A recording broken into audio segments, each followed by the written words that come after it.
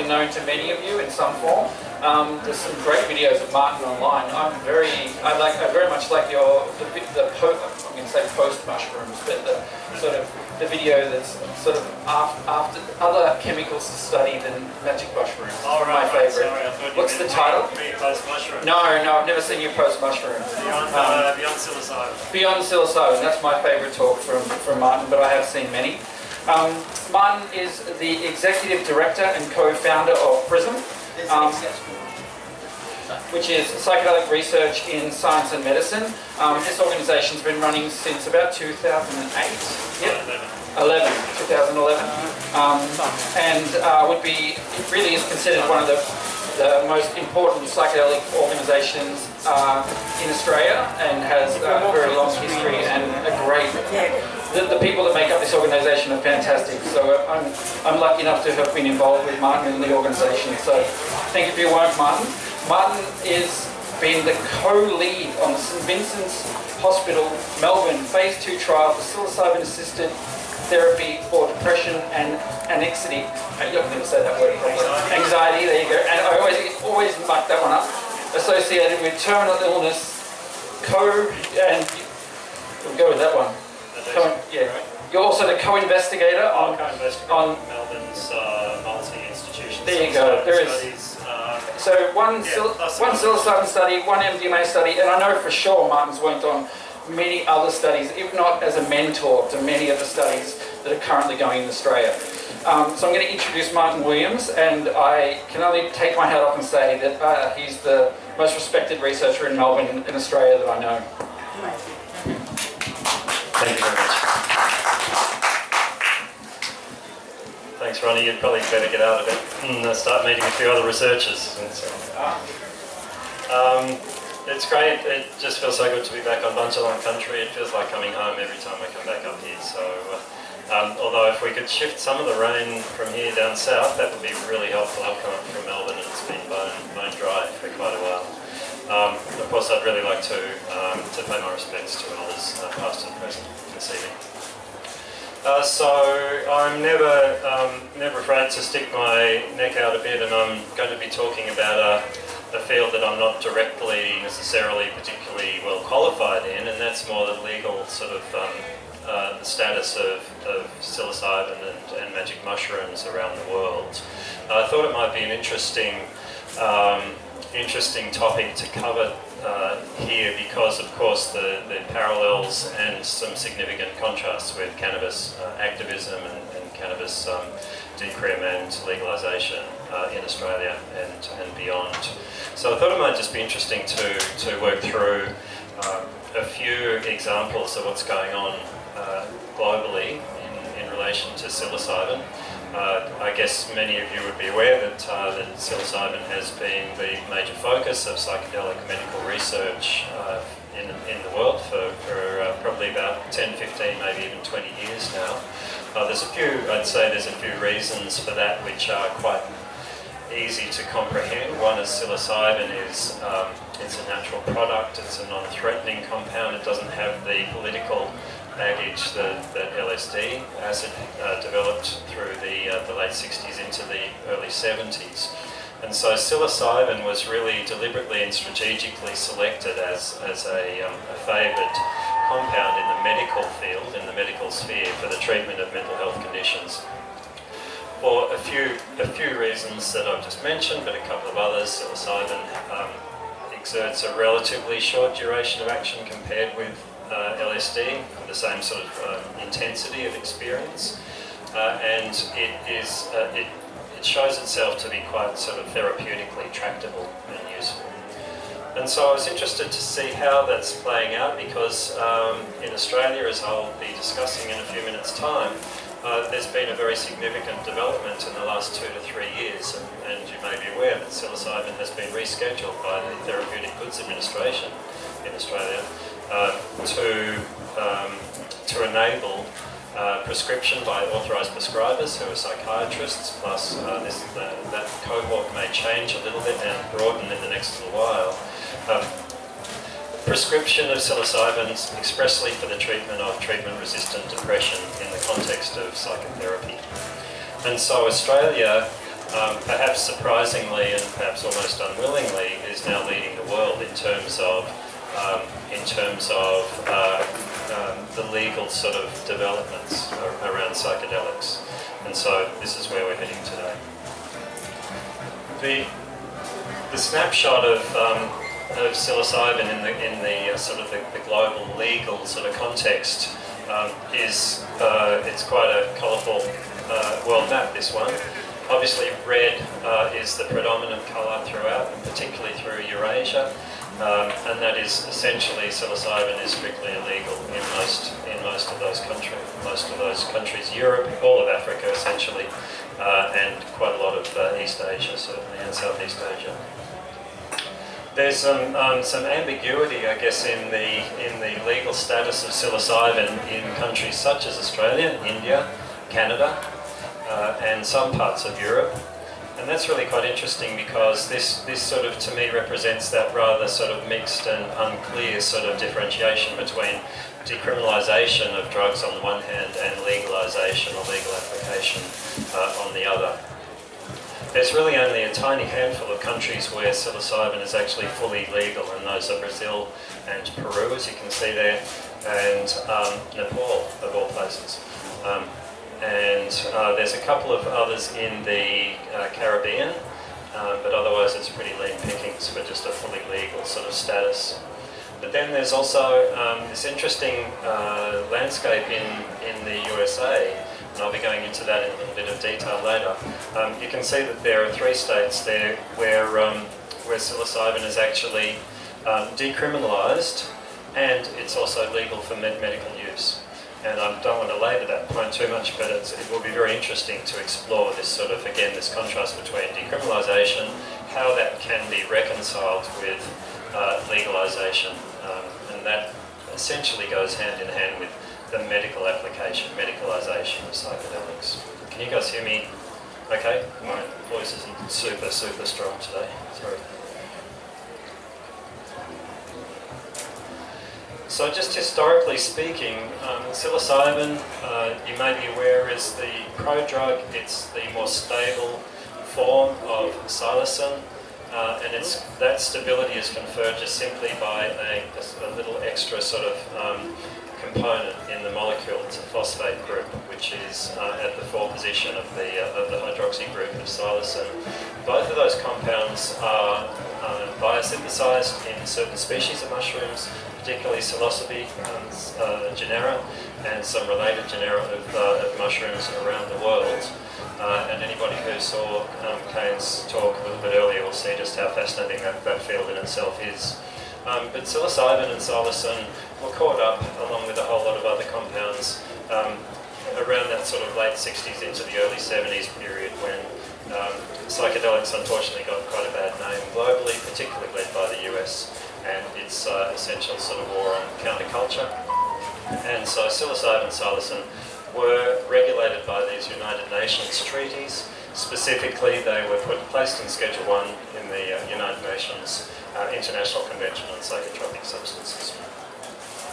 Now, the mushrooms themselves, as it happens, are not regulated by the United Nations treaties. However, quite a number of countries have nonetheless sort of grabbed the mushrooms as natural materials on this God-given earth, and nonetheless drawn them into that sort of scheduling sort of process, that legal sort of tangle. Now, cultivation of psilocybin-containing mushrooms is considered drug manufacture in quite a lot of jurisdictions around the world, and in many cases the criminal penalties for possession of, and particularly cultivation of, psilocybin-containing mushrooms can be as severe, if not more severe, than possession of the active components themselves. And it gets pretty curly actually in New South Wales. It turns out that somebody who is arrested with a particular quantity of mushroom is deemed by the legal system to be carrying that quantity of psilocybin, even though the content of psilocybin in dried mushrooms is perhaps 1.5% by weight. But nonetheless, the legal system really scandalously, in my opinion, catches people in that sort of way. Very unfortunate. Now, I'm going to go through just a few countries by name, primarily, I guess, just to give you a bit of a sense of the range of different approaches that different countries have. And of course, there'd be historical reasons for that, there'd be current political reasons, and there's hopefully going to be a number of reasons for sort of progress and development in some countries, probably more quickly than others. But it's quite an interesting sort of landscape that we're looking at here. So in fact, in Switzerland, psilocybin is, as you can see in that top little strip, illegal in most contexts, but it's largely actually also decriminalised. And this probably represents a particular relationship that Switzerland or the Swiss have with the certain areas of medicine, certain histories of psychedelics and psychoactive substances, and also I'd venture to say a very pragmatic approach to drug law reform and to understanding where these compounds may fit into their society as a whole. We can also dig a little. Are there any Swiss in the audience? We can also dig a little bit into the Swiss sort of way of being, I guess, as a country. It's a fascinating country. And so, although these two compounds are listed as controlled substances, it's only relatively recently that the mushrooms themselves were banned. But interestingly enough, nonetheless, psilocybin is used actively in clinical research and in medical practice by qualified and approved psychiatrists in particular. And one thing that I neglected to put here, I'm sorry, is there's also what's called the compassionate use system for, in some parts of in some countries of the world, for the use of psilocybin for the treatment of people who may have no other treatment options. They may be terminally ill, experiencing existential distress, and the Swiss in particular have been quite accommodating of these particular situations, requirements of certain people. So the last line is quite interesting because, again, it seems that the Swiss approach to legal enforcement is very pragmatic. If they're saying, well, these rules and regulations haven't really led to any decrease in demand or consumption of these compounds or mushrooms at all, then it doesn't really make much sense to just keep banging away. Wouldn't it be great if politicians would listen a little more to that kind of logic, instead of feeling that by not trying to stamp them out, we're just tacitly encouraging them? There's quite a bit of a gap in my opinion. Canada's very interesting because, again, although they're formally illegal in a sort of formal legal sense, there is a almost complete lack of enforcement of the regulations, the drug laws, particularly in the western side of the Canadian sort of subcontinent, I guess. Now, Canada has really sort of led the charge, I think, in terms again of pragmatism, of the use of psychedelics and psilocybin in particular, in sort of just in the grassroots sort of down home medical sort of context.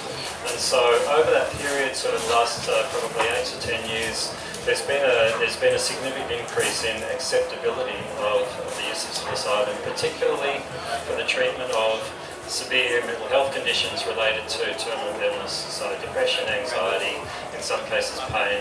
And some people might have seen a couple of the documentaries, which are very interesting, coming out of Canada, sort of telling that story of how that's played out.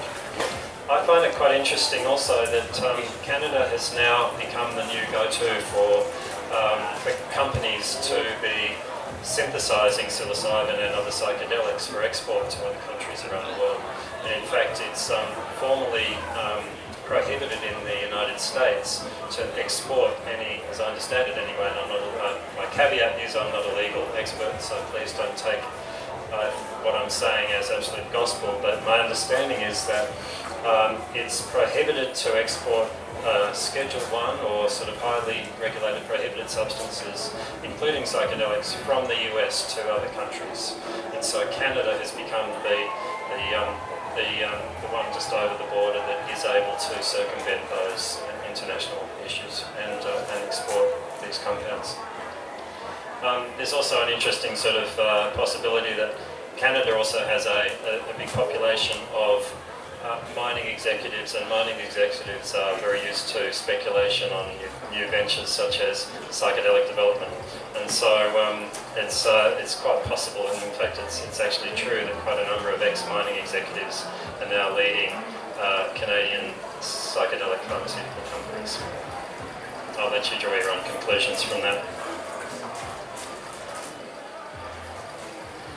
The Netherlands is interesting, of course, partly because of its history of allowing cannabis culture to develop in Amsterdam in particular, of course, not necessarily the rest of the Netherlands. But prior to that period in the end of 2008, the mushrooms themselves were not restricted under drug laws, and so there was something of a loophole, and it was quite an active sort of industry in the Netherlands right up to that sort of period of around 2008. But then things changed, and I think that might have been due to some pressure internationally on the Netherlands to start to close down its otherwise fairly flourishing psychoactive drug market.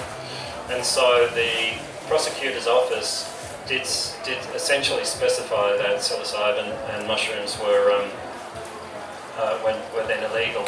However, they have applied relatively lenient sort of, or relatively liberal sort of quantities as minimum quantities for them to try for prosecution.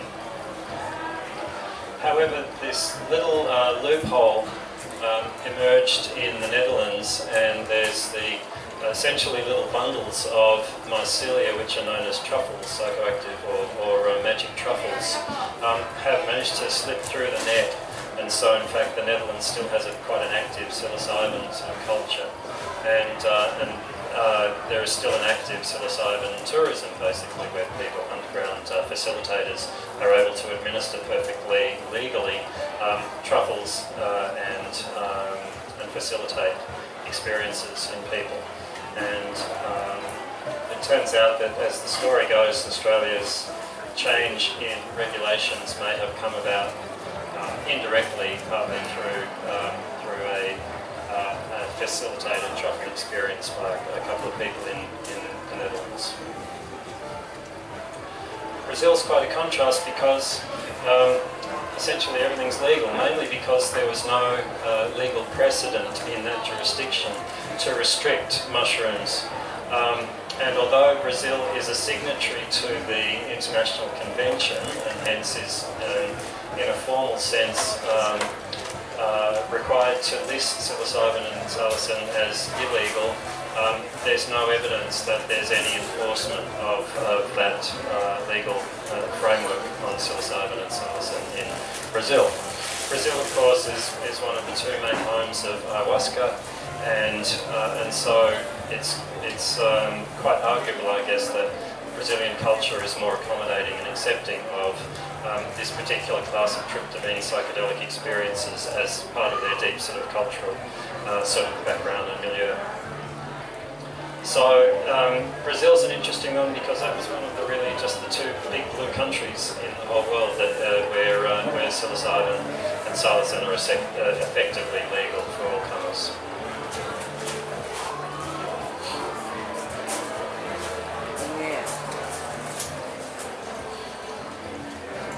Jamaica is, again, a jurisdiction where psilocybin mushrooms, psilocin and psilocybin are effectively entirely legal. They don't have any history of illegality, and so essentially, as I said, there's no legal precedent for them to have been scheduled. And Jamaica was perhaps one of the countries for a period of time where fully legal medical retreats and medical centres were operating. In fact, I remember one person in Australia who was having trouble just prior to our change of regulations in Australia in seeking psilocybin treatment, and they basically said, well, stop this, I'm just going to go to Jamaica. And as it turned out, it probably would have cost them less to have gone to Jamaica for mushroom experiences than it would have been to be staying in Australia for treatment with psilocybin.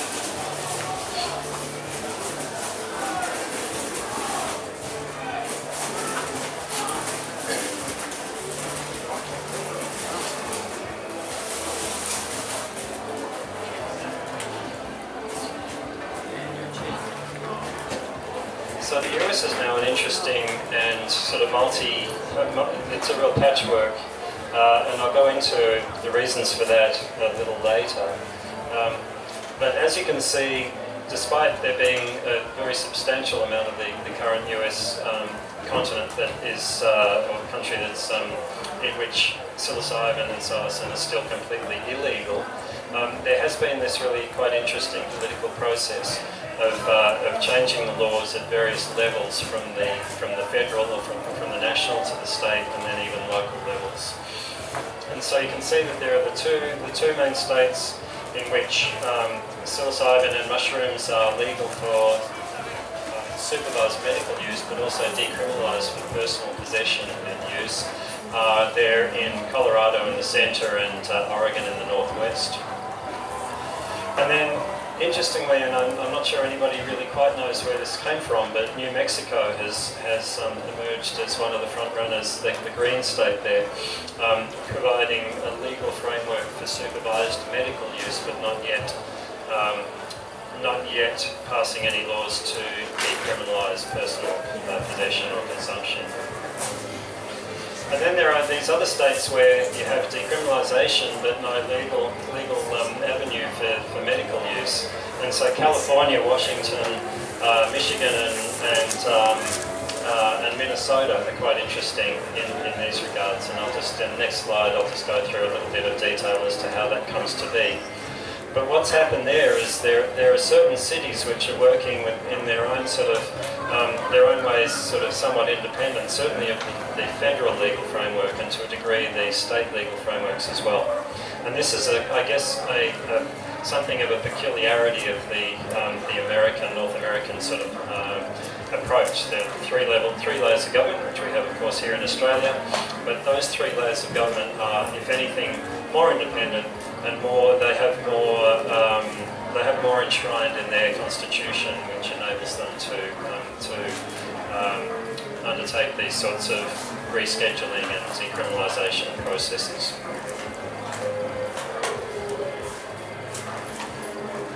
So here we have, one thing I have to say is that psilocybin and psilocin in the US at the federal level are both strictly illegal.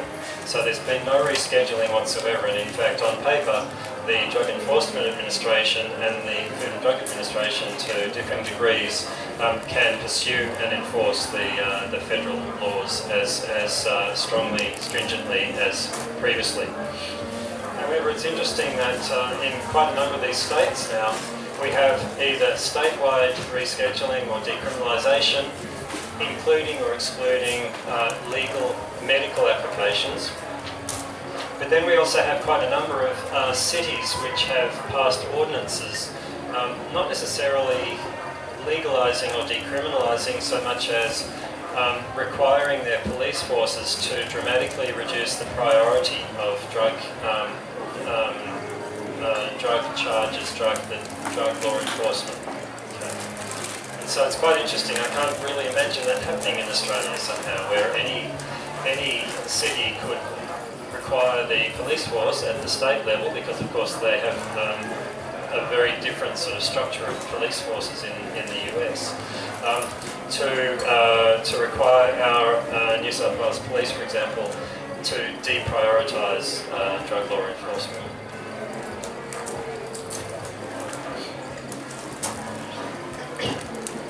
Now the key words on the medical use side here are interesting, because assisted adult use is essentially facilitated experiences adult use. Colorado has now essentially totally decriminalised for all adult use, psilocybin, psilocin and a number of other psychedelics as well.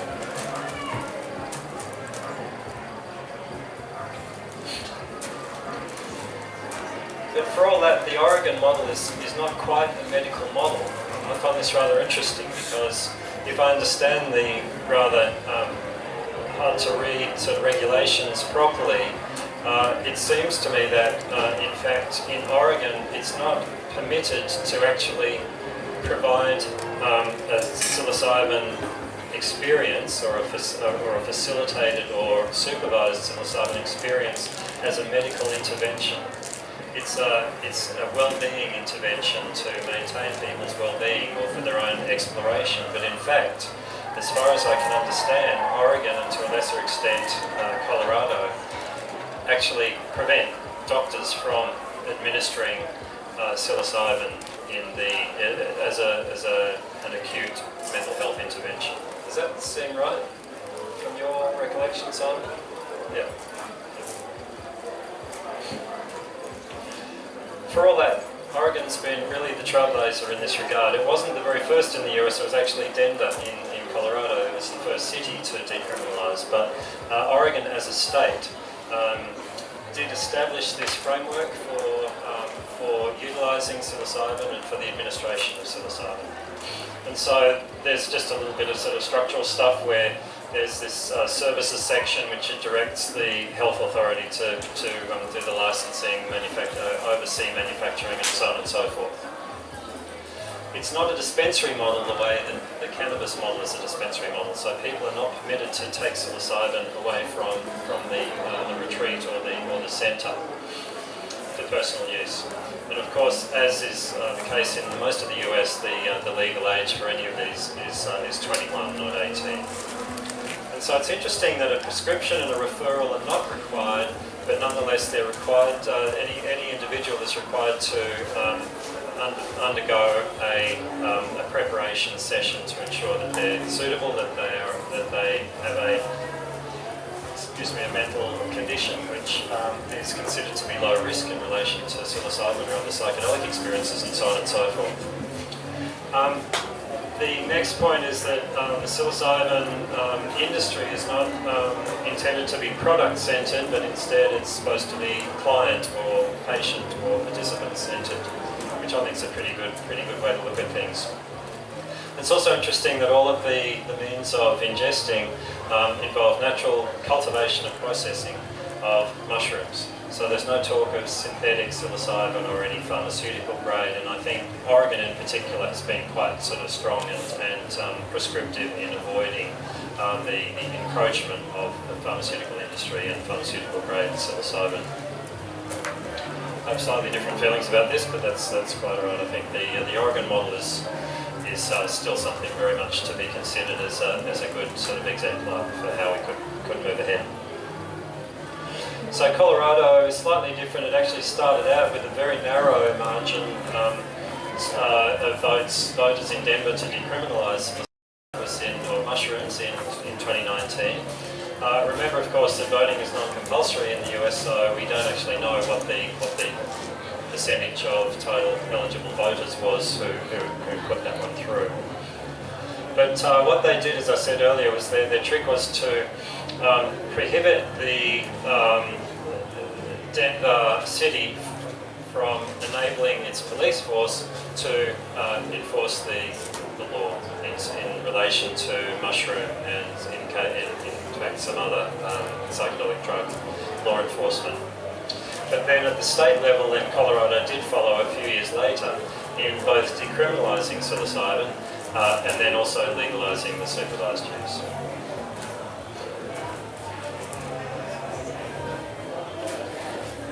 I guess I'd have to say that in Australia we do still have a fair way to go in heading in that direction. We're certainly nowhere near that, of course, yet. So apart from decriminalisation in the ACT, of course, possession of psilocybin and mushrooms are both illegal anywhere else in Australia. Sale, transport, cultivation are illegal at the federal level except for research or clinical use. One thing I can say in support of the Australian system is As a researcher, I found that the regulations around permits to purchase, to store, and to prescribe psychedelics such as psilocybin for clinical research and now clinical application, for medical application, are relatively straightforward, not too onerous at all. And that's not a story we hear about psilocybin or psychedelics in the context of research in most other parts of the world, which is pretty interesting. So our poison standard, which is currently the brand new version 2025, is implemented by the Therapeutic Goods Administration, and it's largely enforced and overseen at the federal level with only very limited interpretation and enforcement by the states around Australia. Now, there were rescheduling applications made by a non-profit group in starting from 2021, and after 2 rounds of application and 2 rejections the first time, and a half a rejection, which is 1 rejection, and then on review a complete about-face with a triple somersault and a reverse pike, then it came into effect on the 1st of July 23 that psilocybin was legal to be prescribed by authorised prescribers who are psychiatrists who have undergone a requisite amount of training and who have also achieved an ethics committee approval and jumped through a few more hoops. Now can prescribe psilocybin specifically for the treatment of treatment-resistant depression in the context of psychotherapy. Otherwise, psilocybin and psilocin remain as Schedule 9 prohibited substances, and mushrooms remain as prohibited substances as well. So possession, cultivation of psilocybin mushrooms in Australia remains illegal.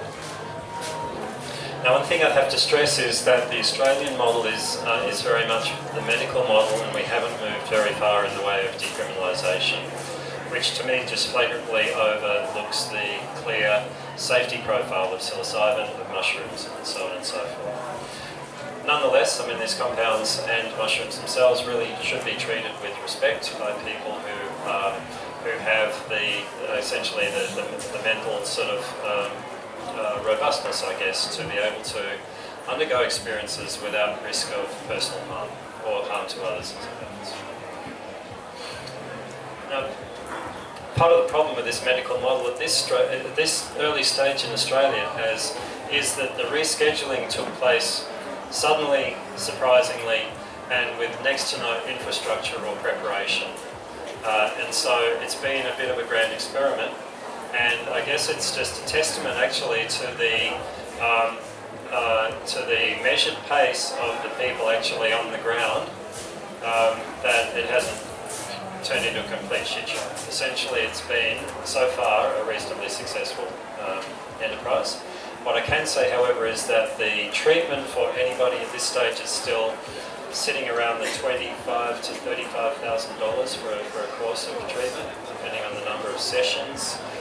Depending on the intervention by psychiatrists versus psychologists and psychotherapists and other trained mental health professionals. From the point of view of the mental health professionals, then the PD itself is quite expensive, it's time consuming, and it's not a simple process to undertake. The administrative burden placed by the TGA is actually not terribly heavy, it's good. And it'll be interesting to see just how this plays. But we're just watching and waiting to see how things come through. At this stage, it's still quite an opaque process. In other words, we don't really know who the practitioners, the authorised prescribers are. We don't know how many people have been treated. We don't know what the outcomes are, because unfortunately the people who have sponsored this whole sort of rescheduling are being very proprietorial about the data. And so at this stage, we're not likely to see any useful data coming out of this for the time being. One thing at least we do have the opportunity to do is work on developing further treatment models.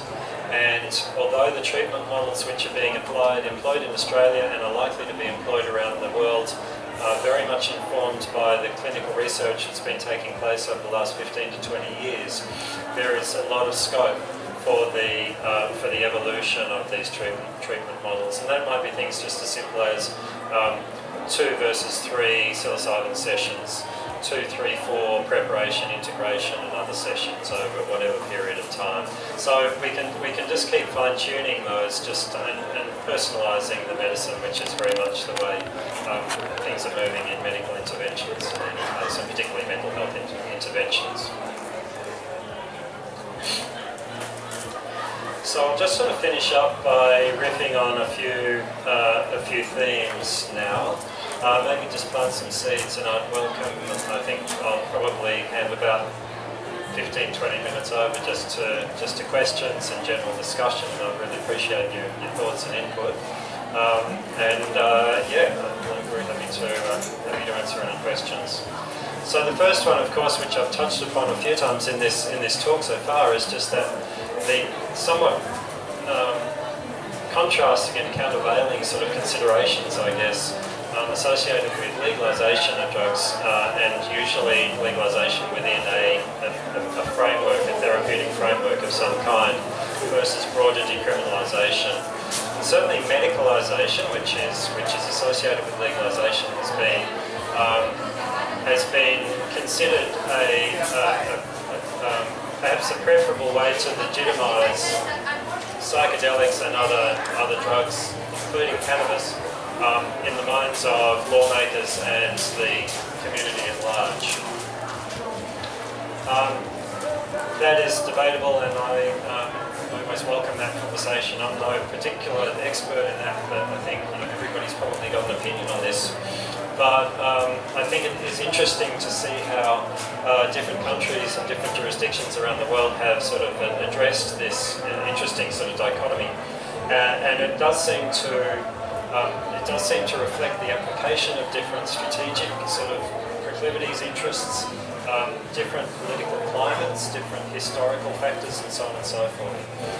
But if in Australia we did want to move in this direction towards decriminalisation as well as the medicalisation and legalisation, I think we could do very well to really examine what's been taking place in other parts of the world with a degree of success. And so how can we play that? The fact that at this stage, unless I'm mistaken, I think the ACT is still the only jurisdiction in Australia to have essentially decriminalisation for small possession of small amounts for personal use, and that may say something about the ACT. I assume it does, but I'd like to see that there might be some learnings taken from that example and then sort of applied strategically in other parts of Australia.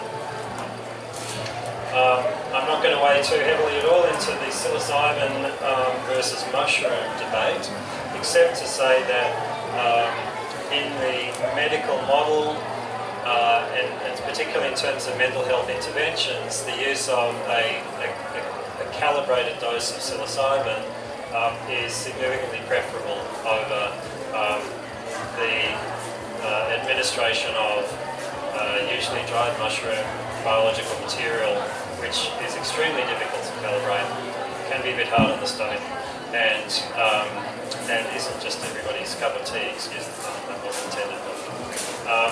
So yeah, there are questions around concerns about impurities and contaminants. Kane, I'm not quite sure the correct word that we're using for the wood lovers sort of factors at the moment, Simon? Morality. Yeah. So there's still some exploration to be done and some research to be done to get to the bottom of some of these current sort of concerns about some species of psilocybin mushrooms, philosophy mushrooms. Natural source versus synthetic versus biosynthetic psilocybin is another interesting one, which tends to come down more to practicalities and economics to a degree. As a sort of a card-carrying biotechnologist, I am very interested in and tend to endorse biosynthesis as one of the approaches to producing excellent, very pure psilocybin at reasonable cost. we're still not quite there yet. There's a small enterprise in Australia that's been working with the CSIRO to see if we could start to implement that financially, but they're not quite there yet, unfortunately. One thing I haven't mentioned here is the fact that essentially globally, particularly in the US and in Australia, it's specified that any pharmaceutical compound must conform to what's called current good manufacturing practice. And that's a form of accreditation and auditing which is designed to absolutely guarantee that any pharmaceutical agent is perfectly safe for human consumption, and it is what it says on the pack. What it does, however, is just adds an incredibly high burden of administrative and cost to any product, and that's quite problematic. That's actually the reason that the biosynthetic psilocybin hasn't been able to get off the ground yet, because of the just totally onerous sort of aspect of GMP accreditation. But I digress. Finally, this has been touched on, I think, in the specific cases of the Oregon and Colorado experiments. Whether medical application of psilocybin or any psychedelic in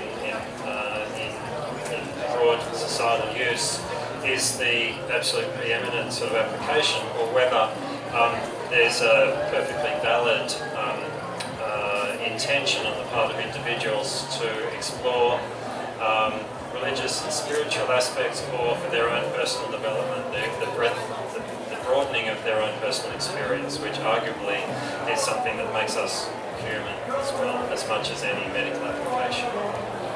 And so I think this comes back to the legalisation, decriminalisation aspects, but these are all just things to think about as we move ahead.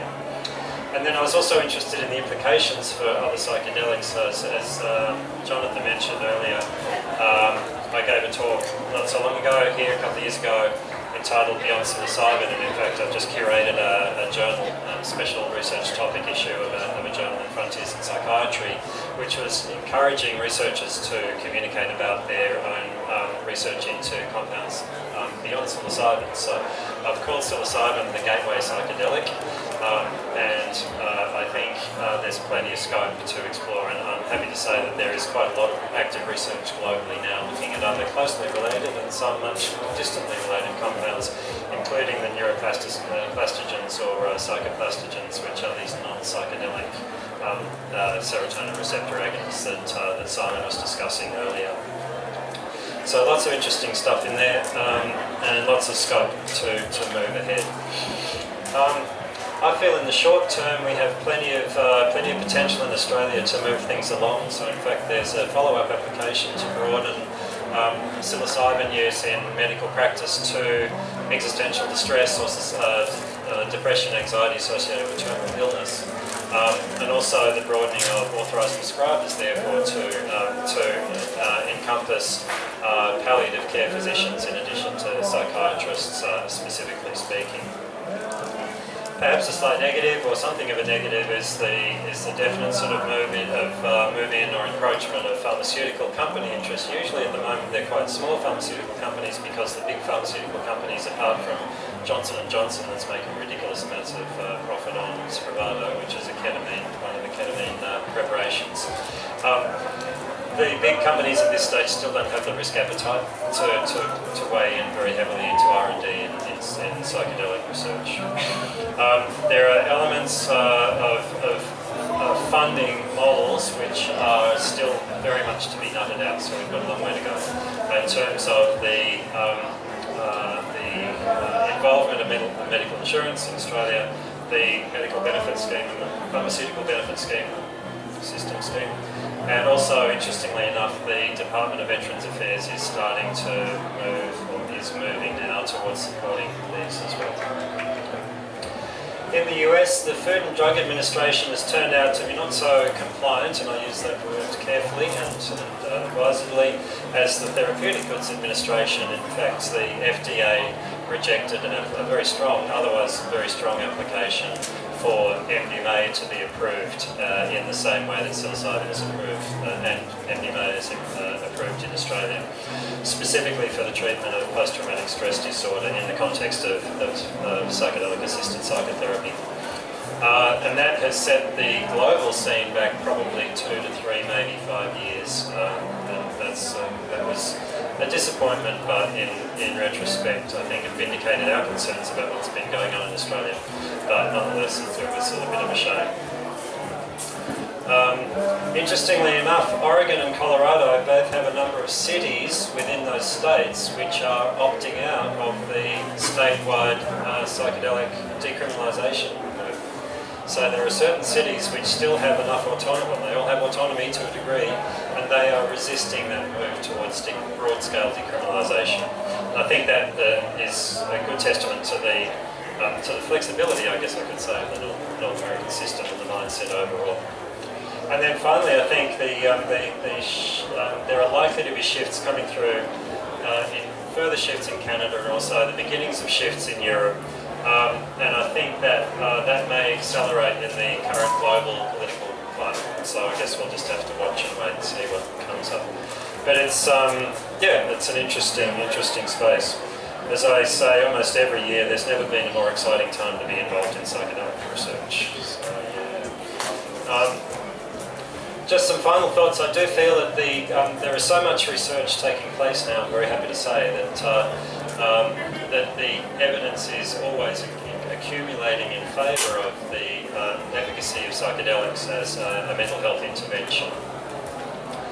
Nonetheless, I think there's my sort of little crystal ball, which is usually pretty hazy, I have to say, but right at the moment it seems to be crystal clear to me that all of these pressures of just a growing population, the impacts on environment and the planet, our increasing secularism as a humanity, and a loss of sort of touch with so many aspects of our internal spirit.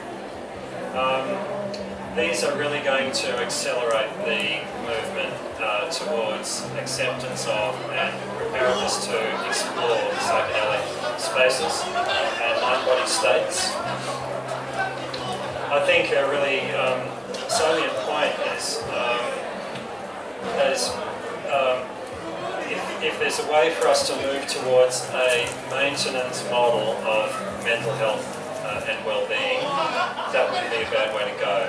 The analogy I like to use is I take my car every year or whatever, every 15,000 k for maintenance and oil change, just to make sure that a wheel isn't going to fall off. Not to say that it hasn't fallen off, but a wheel's not going to fall off. It's not going to fall apart on the road, whatever it might be. Rather than the acute intervention that is required when things go wrong, quite often as a consequence of a lack of maintenance and sort of program maintenance. And so it's very much my feeling that we could all benefit to a greater or lesser degree by these kinds of sort of just general sort of tune-up from time to time. Whatever it might be, psychedelics obviously not for everybody, but in certain cases I think we could all benefit from these. Just a few final throwaway thoughts. You know, the increasing, it seems the inexorably increasing influence of influencers and opinion leaders in certain parts of the world may or may not shift things in a positive direction. I'm not quite sure. Haven't heard much from Gwyneth Paltrow about psychedelics recently, but you just never quite know, do you? And then there's actually increasing interest now in things like VR, virtual reality, mind hacking, and the tech bros, the Silicon Valley technocrats seem to be having a bit of a part to play in that. But lots of stuff for us to watch this space. So, thanks so much for your attention. It's been lovely to speak to you.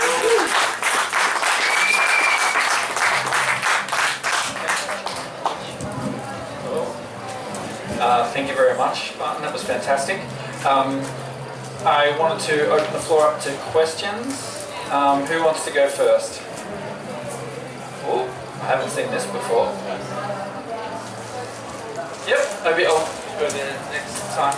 Here first. Hi, Martin. Just hypothetically, if I had treatment-resistant depression and I didn't have $25,000 to hand,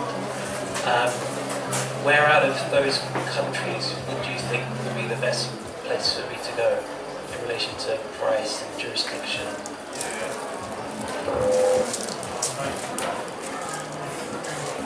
I wish I'd had a chance to look more closely at some of the finer details, but I guess one thing that we could say about some of these, I guess the Caribbean countries, Mexico, interestingly enough, and the reason I mentioned Mexico is that Simon mentioned a compound called ibogaine or ibogaine, and Mexico has been the site of a number of retreats over the last 20, 30 or more years for ibogaine treatment, particularly for opiate addiction and so on. It is legal in New Zealand. In fact, there's an interesting little legal sort of little glitch in the matrix in Australia, which enables ibogaine as a compound to be legal, but iboga is controlled.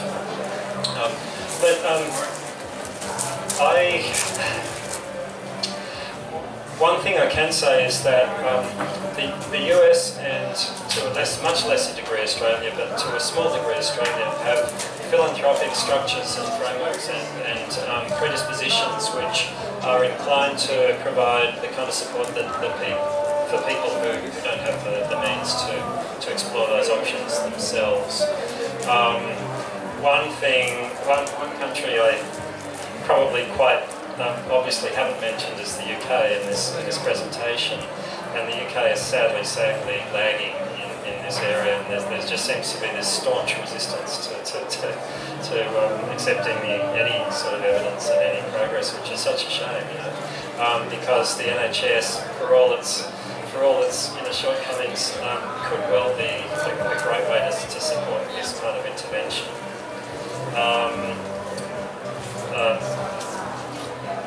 For its own citizens, Switzerland, I'm sure, is a great place for them to be treated, as is Australia here. But yeah, I wish I had just a nice quick answer for you. Yeah. I'm sure the Nimbin Hospital will treat you on the public healthcare system. This lovely gentleman here has got a question. Oh, you've got that.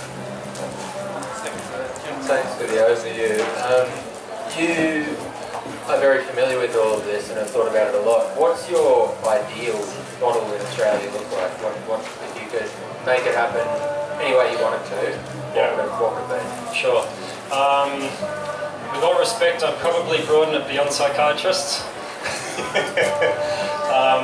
I do think that's obviously for those psychiatrists who are interested and motivated to be involved. I think there's certainly lots of scope, but I would like to see things move more into the community health sort of realm. I think we have tremendous, fantastic sort of training in place for a broad range of medical practitioners and mental health professionals, and so I'd like to see that taking place. One thing I didn't get to mention in relation to the Australian model, but the variation among states when this rescheduling of psilocybin first happened, was that the New South Wales Department of Health and Human Services Department of Health, in its wisdom, basically said this can only happen in a public hospital environment with inpatient facilities that's willing to sort of put patients up and treat them.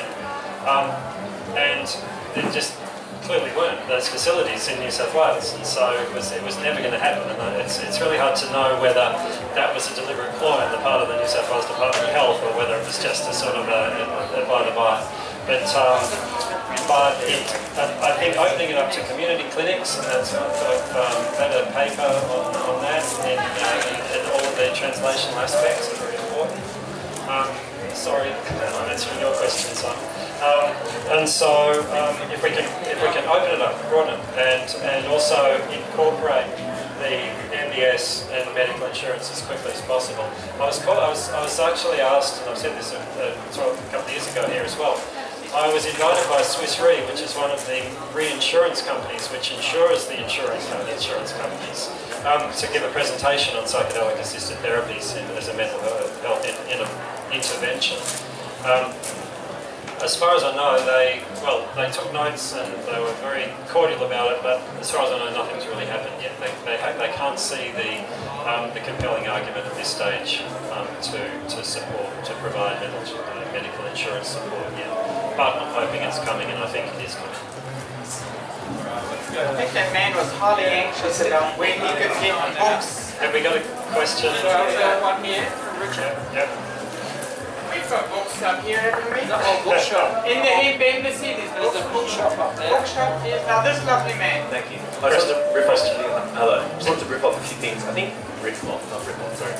A few things you mentioned. I think the New Mexico thing maybe because of Rick Strassman's work, potentially. Yep. You know? Yep. Yeah.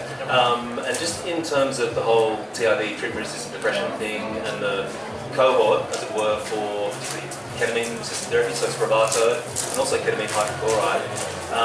There was an article today in Conversation where they mentioned, I can't remember the author, but some academic mentioned it's a 30,000 strong cohort in Australia at the moment just for that particular, shall we say, ailment. And funnily enough, I was actually lucky enough to get a job with an AP that does ketamine, so ketamine clinic. Down by non-disclosure, so I won't say too much about it. But in answer to your question, where's the most cost-effective place to go internationally? South Africa. When you mentioned Ibogaine or Ibogaine, again, legal over there. It's going to be much cheaper for you to go to a clinic over there. Cambodia Awakenings on Instagram, for instance, they're legally allowed to advertise it. The cost of the flight there, accommodation, doing a full-blown retreat, 3-5 days, whatever it is, all of that is going to be significantly cheaper than your 25 to 33, 35 grand, whatever it is, for MDMA psilocybin treatment in Australia. And so the costs for the ketamine treatment as a course run roughly the same. Again, I won't sort of mention explicit numbers, but the DVA, I'll tell you now, is very keen to fund, particularly war vets, with ketamine, far more than with cannabis. And that's a societal perception thing, I think. Cannabis being, the devil's lettuce, ketamine being orthodox ketamine, so it comes down to societal perception. That's why I think Ibogaine, which I know Martin's been, and PRISM have been interested in for a long time. I think that's a diamond in the rough in terms of my treatment. That's all. Thank you. No, thanks. Yes, the man here wants to ask a question. Is it how to get books or something? What is it, young man? Let's do it. No. I'm sure Elon Musk is doing a lot for ketamine at the moment. But I just wanted to get some information because a lot of these names, they're scientific names I'm going to forget. So I'd just like to get some material, reading material on this, like maybe a couple of books or something like that. Yeah, sure. I'd like to read a bit more about it because I'm going to forget. I was trying to remember the name. It's still kind of Psilocybin. Okay. Yeah. It's just Well, look, was it LSD? Yeah. you first got to be Michael Pollan's book if you haven't read. Michael Pollan, How to Change Your Mind. And it's just a fun read. He's a great writer, and he's changed a lot of people's minds, happy to say. So I'd strongly encourage you to use that as your starting point. And then he talks about psilocybin, he talks about MDMA, he talks about the research and future prospects. It's well worth a read. Give it a go. Yeah, absolutely. You Very welcome, thanks. Excuse me, sir. All right. Obviously, the Hemp Embassy bookshop. You should all support the Hemp Embassy. The Hemp Embassy have pretty much made all this happen.